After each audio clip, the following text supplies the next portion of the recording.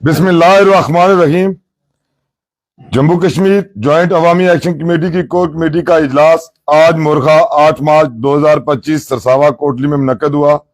اجلاس میں Kuala high court کے مقام پر 8 دسمبر کو طے پائے جانے والے معاہدے کے 90 روز مکمل ہونے پر حکومتی پیش رفت کا جائزہ لیا گیا۔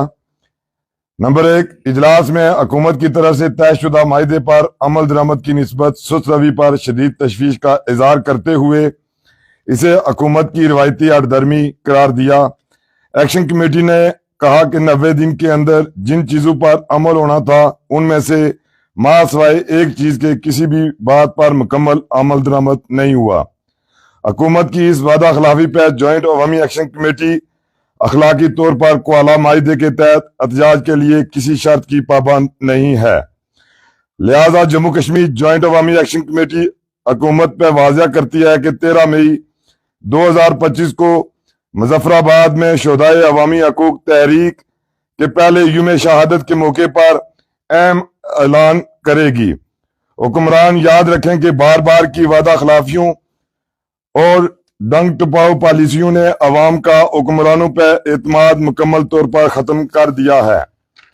جموں کشمیر جوائنٹ عوامی ایکشن کمیٹی نے یہ فیصلہ کیا ہے کہ ایکشن کمیٹی آئندہ حکومت کی اس کمیٹی سے مذاکرات کرے گی جو آزاد کشمیر کے اندر سے براہ راست منتخب ہونے والے ممبران اسمبلی پر مشتمل ہوگی۔ آزاد کشمیر کی سرزمین سے براہ راست انتخاب نہ لڑنے والے ممبران اسمبلی خطے کے وسائل پر بوجھ اور ناجائز مراد کا بڑا ذریعہ ہیں۔ ایکشن کمیٹی آئندہ کسی بھی ایسے ممبر اسمبلی کے ساتھ مذاکراتی سیشن میں نہیں بیٹھے گی جو آزاد کشمیر سے براہ راست منتخب نہ ہوا ہو۔ جموں کشمیر جوائنٹ عوامی ایکشن کمیٹی نے سیکرٹری اسمبلی کی طرف سے ممبران اسمبلی کی مراعات میں اضافے کیونکہ پولیس اور انتظامیہ اشرافیہ کے ہاتھوں میں بدماشی کا ہتھیار بن چکا ہے۔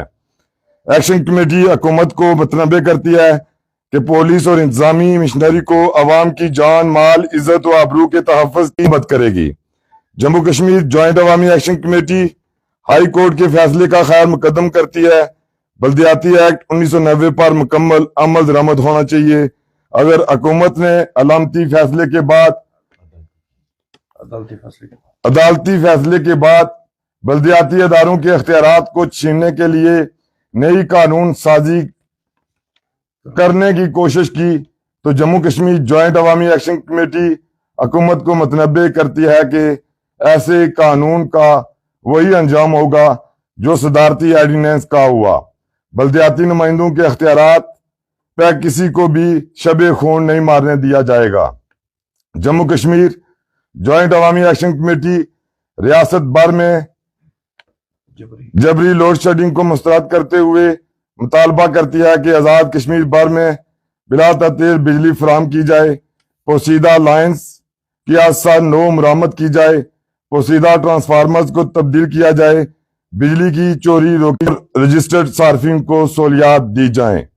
جموں کشمیر جوائنٹ عوامی ایکشن کمیٹی حکومت سے مطالبہ کرتی ہے کہ NTS میں کامیاب امیدواران کے لیے 2017 کی پالیسی بحال کرتے ہوئے ویٹنگ لسٹ میں شامل امیدواران کی کنٹریکٹ کے بجائے مستقل بنیادوں پر تقرری عمل میں لائی جائے۔